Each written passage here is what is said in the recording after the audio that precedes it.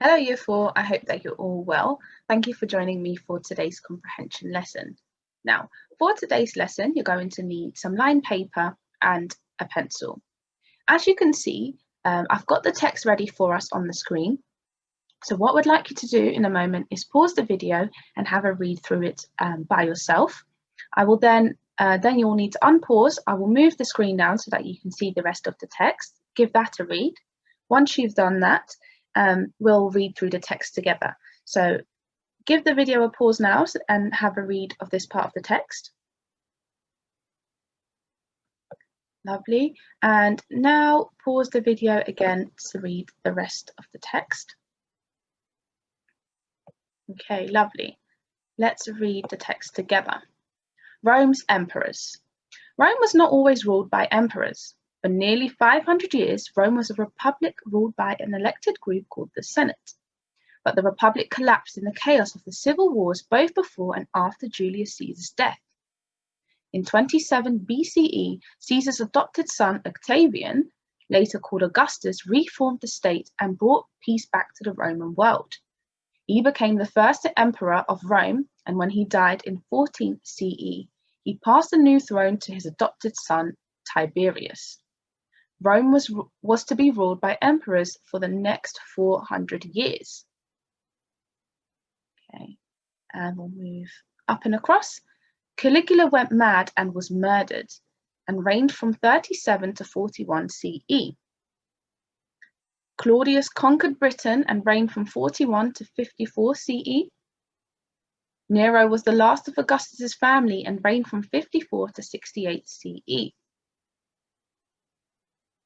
Heads and tails.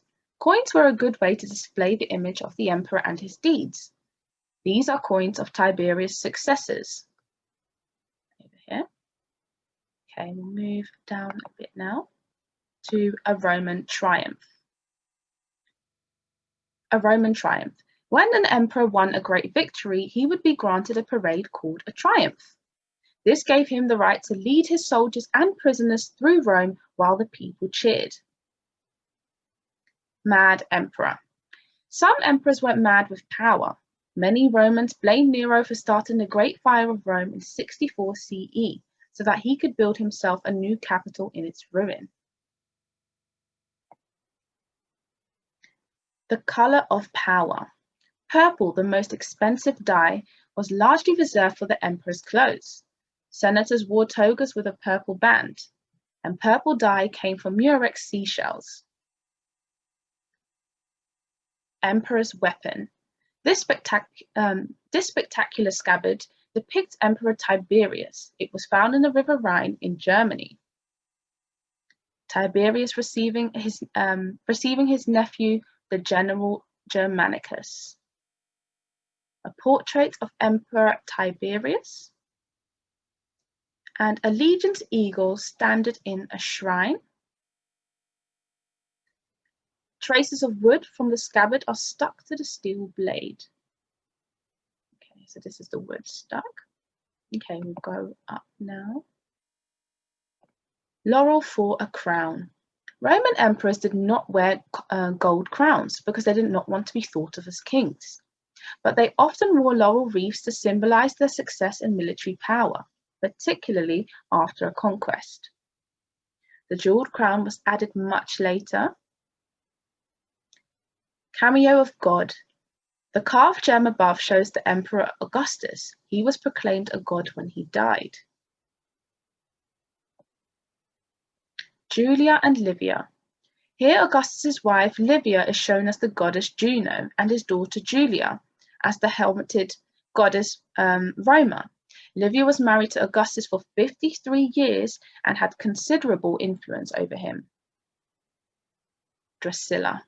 This stone portrait depicts one of the younger women in Augustus's family, probably Drusilla. Heir to the throne. Often the emperor adopted a promising young man to succeed him when he died.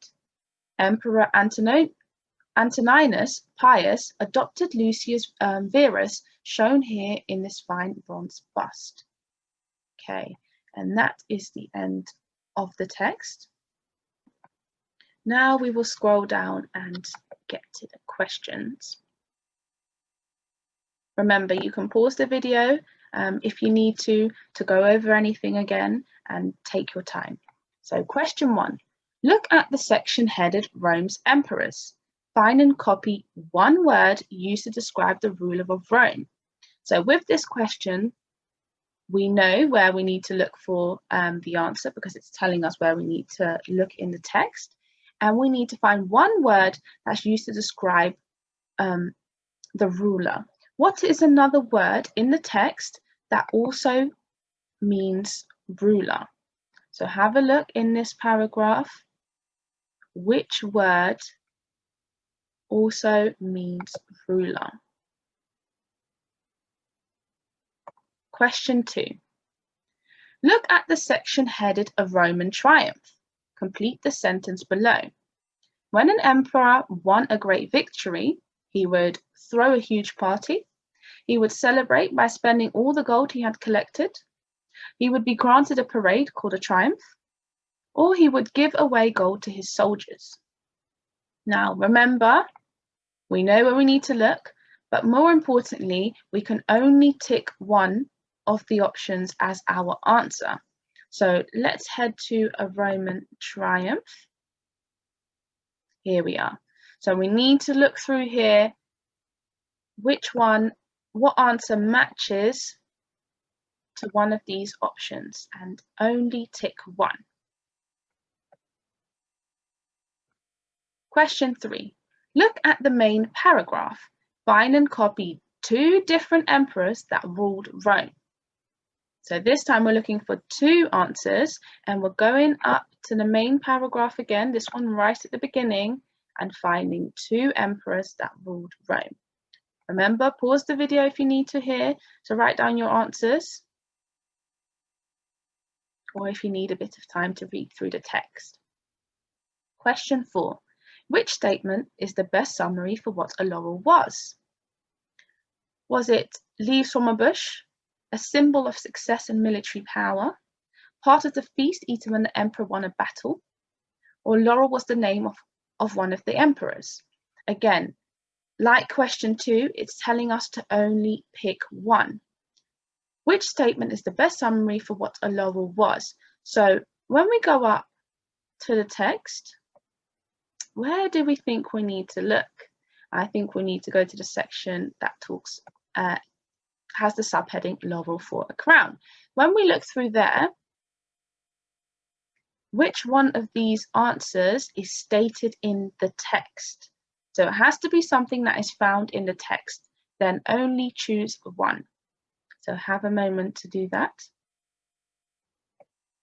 And then lastly, question 5. Look at the paragraph titled Heir to the Throne. What suggests that you didn't have to be born an emperor? Give one reason with a quote from the text that explains your answer. So we know where we need to look. So let's go up to Heir to the Throne. Pause the video here, give this a read. Now, with this question, we need to use the text in our answer. So a way that you may want to start your answer is, I know that you didn't have to be born an emperor because the text states that, and then you can put your quote in from the text. Okay. Remember, take your time, pause the video where you need to, and those are all of our questions. Good luck with the task. Remember, nice, neat handwriting. When you're finished, please upload your work to Tapestry, and I look forward to looking at your work later. Good luck. Bye.